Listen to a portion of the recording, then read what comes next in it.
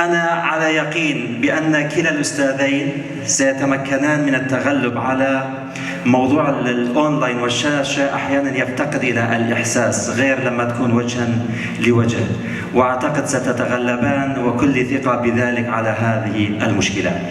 لكما المايك. أستاذ جمال، بداية أرحب بك. طبعا الترجمة هي فن الحياة مع الآخر كما يقول البعض، وهو جسر التواصل ما بين ضفاف الحضارات المختلفة والثقافات المختلفة.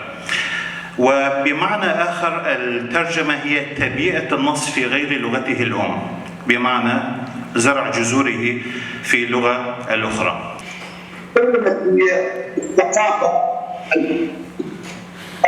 تعلم خلال هذه الترجمة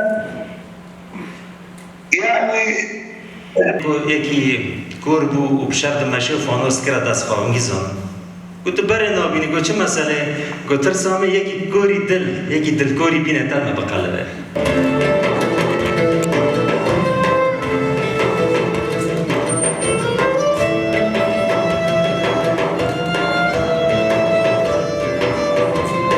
الحاجات الخاصة بشكل عام تقييم وجهنا كأما جوا كذا تقييم بكن وجهان ده أما تقييم بكن كروش في ذوي الاحتياجات الخاصة شيء واحتياجات وانا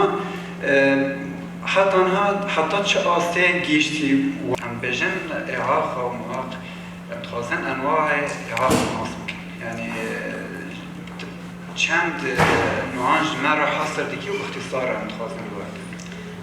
ما جورای استمداران بین